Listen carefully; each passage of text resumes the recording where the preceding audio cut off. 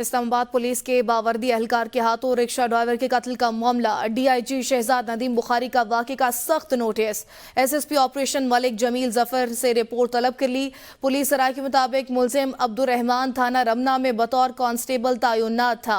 आपको इस खबर से मुतालिक आगाह कर रहे हैं। पुलिस एहलकार के हाथों रिक्शा ड्राइवर का कत्ल हो गया है। डीजीआई इस्लामाबाद ने वाक़े का नोटिस ले लिया है और एसएसपी ऑपरेशन से वाक़े की रिपोर्ट भी तलब कर ली गई है। इस्लामाबाद पुलिस के बावर्दी एहलकार के हाथों रिक्शा ड्राइवर के कत्ल का ये मामला है और डीआईजी शहजाद नदीम बुखारी का वाक़े का नोटिस।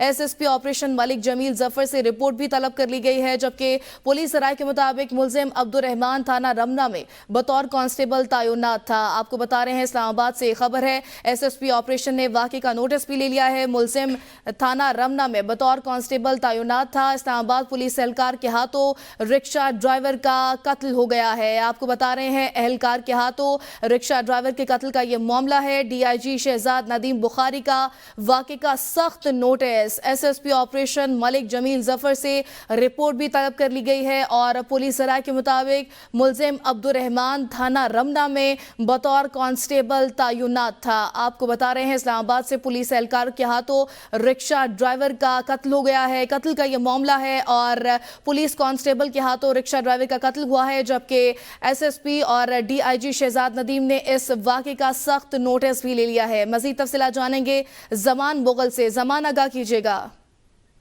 जी बिल्कुल, इस्लामाबाद पुलिस के बावर्दी एहलकार ने रिक्शा ड्राइवर को फायरिंग करके कत्ल किया है और हमारे ज़राए का कहना है कि इनका कोई किराए का लेन देन था जिसके ऊपर उसने तैश में आकर उसको कत्ल किया था। और जैसे ही डीआईजी शहजाद नदीम बुखारी को इस मामले का पता चला तो उन्होंने सख्त नोटिस लिया है। उन्होंने कहा है कि इस अमर में कोई शक नहीं है कि बावर्दी पुलिस एहलकार काबिल इज्जत है, लेकिन अगर वो किसी की जान लेगा तो उससे किसी किस्म की कोई रियायत नहीं होगी। कानून उसके लिए हरकत में आएगा और हम उसको करार वाकई सजा देंगे और उसका प्रॉपर ट्रायल किया जाएगा। जी ज़मान मुगल आगाह कर रहे थे, बहुत शुक्रिया।